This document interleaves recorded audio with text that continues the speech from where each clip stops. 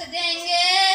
कभी उंगली मत उठाना, बाजू तोड़ के रख देंगे। गलती से